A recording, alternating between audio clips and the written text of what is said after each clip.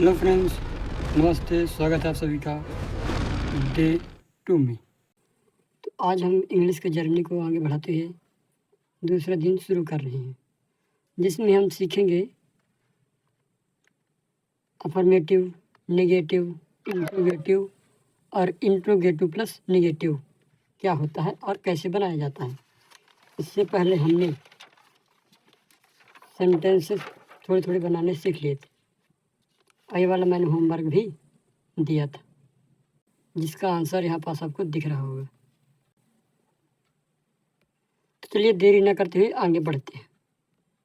जैसे टेंस है, वह खाना खाएगा, तो इसके भी 4 पार्ट हो सकते, इसके भी 3 और हैं। ये तो वह खाना खाएगा, तो ये तो साधारण वाला है। फिर नहीं वाला बनेगा, कैसे? वह खाना नहीं खाएगा। फिर एक ठेव वाला बनेगा कि पूछ रहा है, जैसे क्या वह खाना खाएगा। फिर एक ठो और होगा, उसमें क्या होगा, क्या वह खाना नहीं खाएगा। तो हम इसी को देखेंगे। इसी को बोलते हैं अफर्मेटिव, नेगेटिव और इंट्रोगेटिव।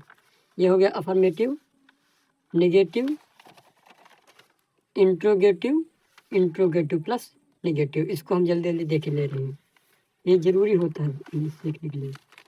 ठीक, तो देखो क्या है। अफर्मेटिव का मतलब होता है साधारण वाला। जैसे कोई भी काम हो रहा है वो साधारण हो रहा है, जैसे कि मैं खेल रहा हूँ, मैं जा रहा हूँ, वह आ रही है। ये सब क्या है, साधारण वाक्य होते हैं।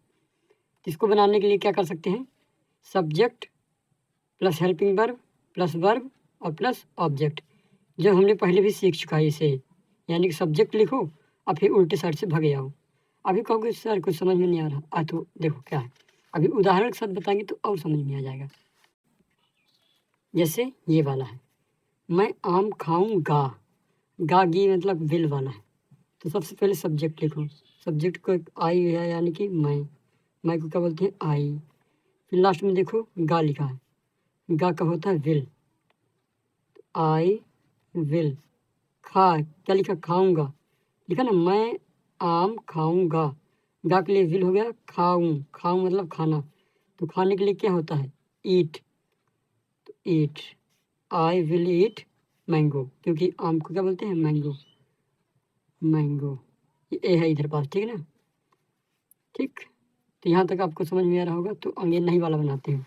तो पहले नहीं वाला रूल देख लो क्या है। नहीं वाला रूल में है, मतलब निगेटिव, नहीं वाले को हम निगेटिव बोलते हैं, निगेटिव सेंटेंस। नेगेटिव सेंटेंस बनाने के लिए क्या करना पड़ता है, तीसरे नंबर पर नॉट लगाना पड़ता है और बाकी सेम। आपको सर जी कुछ समझ में नहीं आया, तो अभी देखो जैसे क्या लिखा है, मैं आम खाऊंगा ना, तो नहीं वाला अगर बनाना है तो क्या हो जाएगा, मैं आम नहीं खाऊंगा, तो वही पास लिख देते हैं, मैं आम नहीं खाऊंगा, नहीं खाऊंगा। तो क्या बोल रहा है, तीसरे नंबर पर नॉट लगाना है, तीसरे नंबर पर नॉट लगाना। तो मैं को क्या बोलते हैं, आई। फिर इसको क्या बोलते हैं, गागी को विल बोलते हैं, आई विल। एक दो दो हो गए, अब तीसरे नंबर पर नॉट लगा दो, नॉट। फिर क्या लिखा है, खाऊं, खाऊं को क्या बोलते हैं, ईट, मतलब खाने को क्या बोलते हैं, ईट। क्या खा रहा है, मैंगो। देखो अगर आपको ये समझ में नहीं आया है तो अभी एकदम अच्छे समझाते हैं। देखो क्या लिखा है, मैं आम खाऊंगा, तो इसमें क्या बनेगा sentence, I will eat mango. लेकिन जब नहीं वाला बनाना है तो हम केवल तीसरे नंबर पर नॉट लगा देंगे, तीसरे नंबर पर नॉट लगा देंगे। देखो एक दो, ये तीसरे नंबर पर ऐसा पास नॉट लगा देंगे ना, तो नहीं वाला बन जाएगा। देखो क्या आएगा, I will not eat mango, I will not eat mango. यही पास तो यही तो बनाया हमने यही तो बनाया है यहाँ पास, देखो ना अच्छे से, I will not eat mango, है ना। तो अब आगे वाला बढ़ते हैं। जैसे अब देखो, अब कौन वाला है गया, इंट्रोगेटिव वाला बता रहे हैं। इंट्रोगेटिव मतलब होता है क्या वाला। जैसे हम पूछते हैं ना कि क्या वह आम खाएगा, क्या तुम जाओगे, तुम खेलोगे, क्या तुम आओगे, क्या तुम किताब पढ़ोगे, क्या तुम यहाँ नाचोगे, क्या तुम नाचती हो। जब ये वाला क्या वाला है ना, तो हम इसी का उदाहरण लेके करेंगे ना तो आपको जल्दी समझ में आएगा। तो अब क्या वाला बनाने के लिए रूल क्या है, क्या वाला बनाने के लिए सबसे पहले हेल्पिंग वर्ब। हेल्पिंग वर्ब क्या है इसकी, विल है, क्या है, विल है, तो इसको यहाँ पास ला देना है, ठीक है ना। हमने हेल्पिंग वर्ब सब बताया है यहाँ पास शुरू क्लास में, आप देख सकते हैं। सबसे पहले हेल्पिंग वर्ब लिखना है, बाकी सब उतार देना है ना। तो देखो अब क्या वाला बनाना है, अगर तो क्या होगा, क्या मैं आम खाऊंगा, क्या मैं आम खाऊंगा। तो देखो सबसे पहले हेल्पिंग वर्ब क्या है, ये गा गी वाला, तो गा को पहले उतारो, गा के लिए क्या होता है, विल, फिर आई को उतारो, विल आई, खाने क्या बोलते हैं, ईट, विल आई ईट, आम को क्या बोलते हैं, मैंगो, खत्म। तो यहाँ से मिला लीजिए आप, क्या है, जब इंट्रोगेटिव वाला बनाओगे सेंटेंस तो हेल्पिंग वर्ब को पहले ला देना है, बाकी सेम सेम। देखो ये हेल्पिंग वर्ब है, इसको शुरू में ला दो तो क्या हो जाएगा, विल आई ईट मैंगो। यहाँ भी तो हमने बनाया है, देखो ना वही बनाया है, विल आई ईट मैंगो, मतलब इसका मतलब क्या हो जाएगा, क्या मैं आम खाऊंगा, क्या मैं आम खाऊंगा, ये हो जाएगा। और अब बनाते हैं इंट्रोगेटिव प्लस निगेटिव, यानी कि इंट्रोगेटिव मतलब क्या वाला, निगेटिव मतलब नहीं वाला। बस थोड़ा सा इधर पास आपको ये याद रखना पड़ेगा कि चूंकि आप प्रश्न पूछ रहे हो तो इधर पास क्वेश्चन मार्क लगाना पड़ेगा, क्या लगाना पड़ेगा, क्वेश्चन मार्क, ये ध्यान रखना पड़ेगा आपको, है ना। चलो अब आगे वाले में बढ़ते हैं, तो आगे वाला क्या बोल रहा है, आगे वाला बोला जा रहा है कि सबसे पहले क्या करना है, हेल्पिंग वर्ब को लाना है, फिर सब्जेक्ट लिखना है, फिर तीसरे नंबर पर नॉट लगा देना है, बस खत्म, बाकी सेम। तो देखो सबसे पहले हेल्पिंग वर्ब, पहले तो कुछ वो लिख लेते हैं ना, क्या वाला, क्या मैं आम नहीं खाऊंगा, नहीं, तो जैसे हो गया, क्या मैं आम नहीं खाऊंगा, देखो इसमें क्या भी आ गया और नहीं भी आ गया। तो अब कैसे बनाना है, तो क्या बोला गया है, सबसे पहले हेल्पिंग वर्ब लिखो, हेल्पिंग वर्ब क्या है, गागी, गागी के लिए क्या होता है, विल होता है, तो विल, फिर क्या लिखना है, सब्जेक्ट लिखना है, सब्जेक्ट क्या होता है, मैं, इधर पास आई लिखा तो आई को मैं बोलते हैं, फिर क्या लिखा, तीसरे नंबर पर नॉट लगा दो, तो will I not, will I not, अब बाकी same, will I not eat mango, will I not eat mango, ये देखो बाकी सेम लगा देना है, बस क्वेश्चन मार्क लगाना पड़ेगा आपको, क्योंकि क्या वाला है, कौन वाला है, क्या वाला है। तो आई थिंक थोड़ा बहुत आपको समझ में आया होगा। अभी एक ठो उदाहरण सहित एक ठो पूरा बता देंगे तो आपसे समझ बन जाएगा। तो इधर पास एक ठो हम खुद करके पूरे बना रहे हैं, ठीक है ना, एकदम साथ में, बस आप कोशिश करते जाइए, आप खुद बनाने का प्रयास करें। जैसे लिखा है, तुम अंग्रेजी बोल सकते हो, सकते हो लिख देते हैं। देखो तुम अंग्रेजी बोल सकते हो, पहले तो ये हेल्पिंग वर्ब, हेल्पिंग वर्ब सकता सकते के लिए क्या यूज़ होता है, कैन यूज़ होता है, ठीक। तो अब मैं देखो बना लूँगा, क्योंकि मेरे को रूल तो पता है सभी के, है ना। तो रूल क्या कहलाता है, देखो रूल पहले देखो, सब्जेक्ट फिर हेल्पिंग वर्ब फिर ऑब्जेक्ट। तो सबसे पहले सब्जेक्ट बनाओ, सब्जेक्ट यू, यू मतलब क्या होता है, मतलब सॉरी तुमको क्या बोलते हैं, यू बोलते हैं, यू कैन। अब उल्टी सर्च भाग गया, देखो क्या लिखा है, सब्जेक्ट फिर उल्टी सर्च लिखो, चलो उल्टी सर्च लिखते हैं, यू कैन,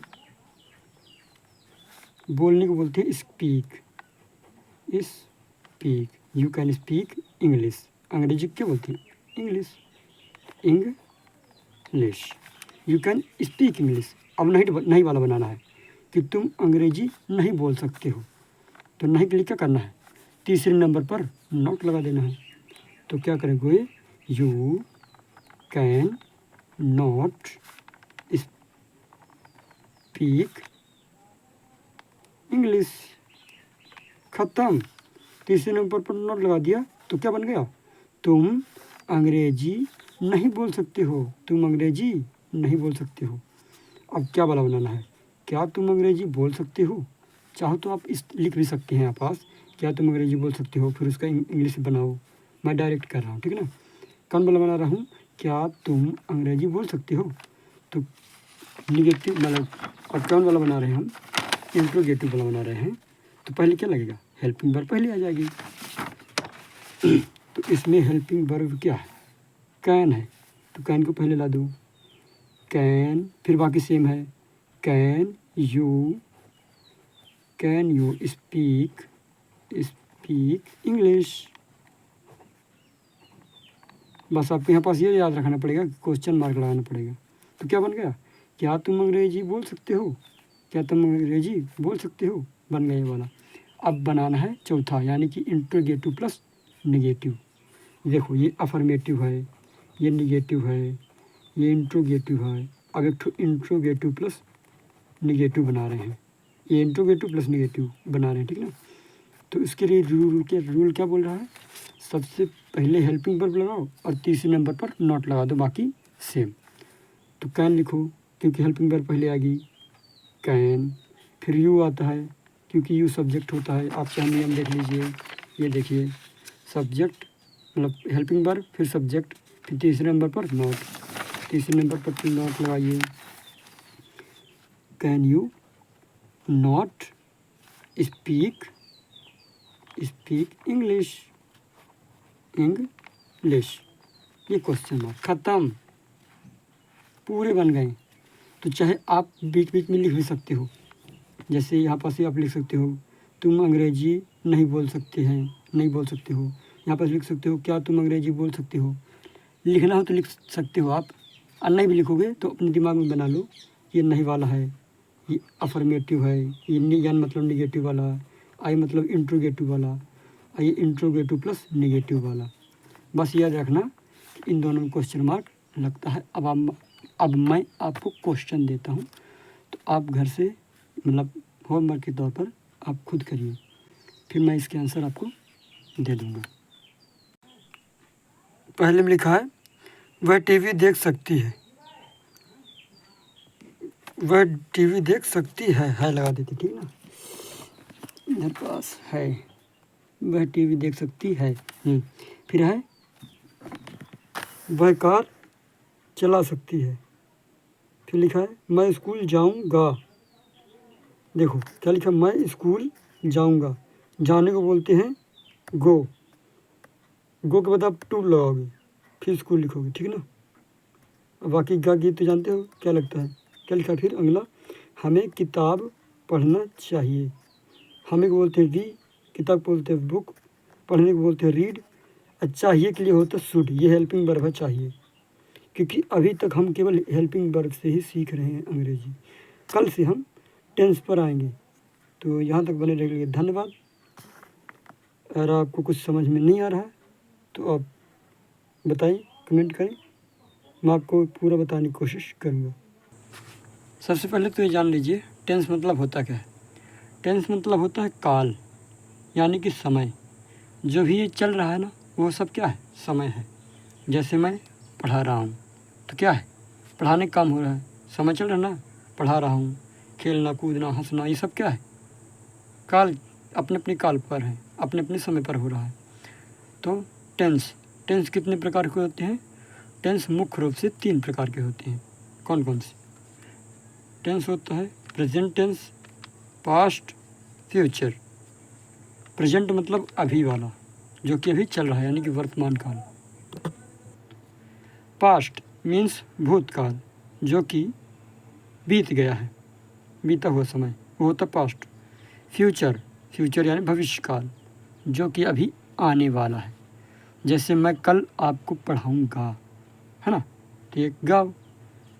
मैंने, अब देखो पास्ट वाला कैसे, मैंने आपको, ये हेल्पिंग वर्ब से सेंटेंस बनाना सिखाया था, है ना, तो पास्ट का हो गया।